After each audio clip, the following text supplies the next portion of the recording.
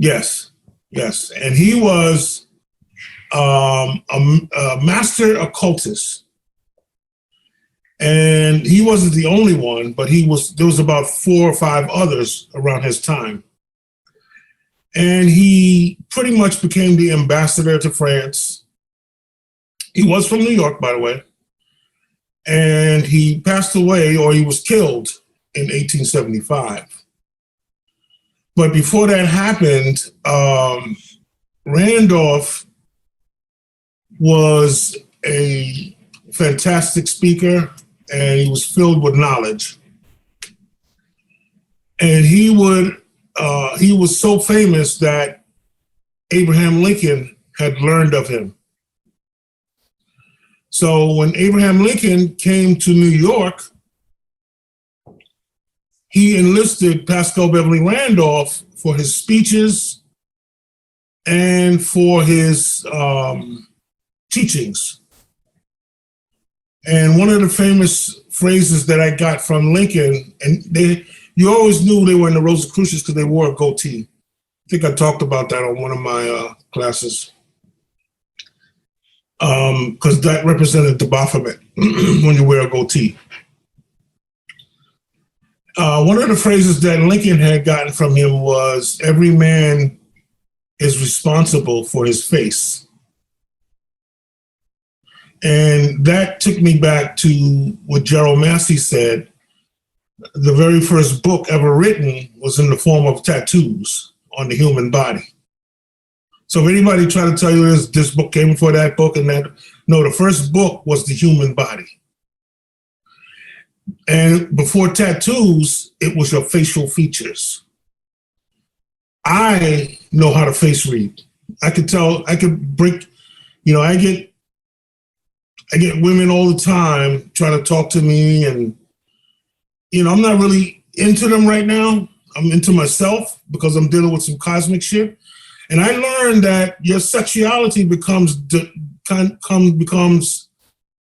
subdued,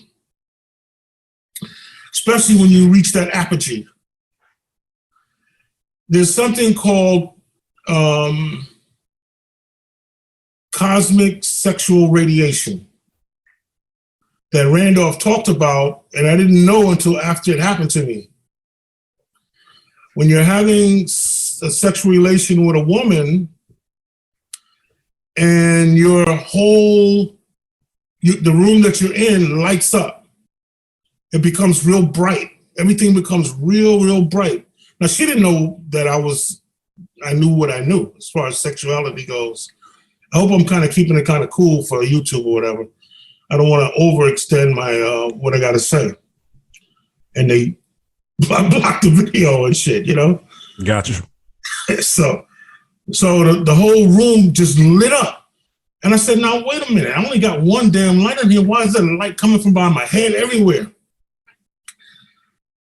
Later on, I go, because she fell asleep, and so I get up. And by the way, you can't have an ejaculation during this time. I practiced that on a normal basis. Did that all the time. And what happened that particular time, I went and I got up, she was asleep, and I went and got up and looked out the window, and I saw what Michael Burdick's, what Pascal Beverly Randolph said, a flying saucer. So repeat that again, bro. There's something called sexual radiation. Mm-hmm. And when you're having a sexual relation and you do not release because every time a man has an ejaculation, he becomes a woman.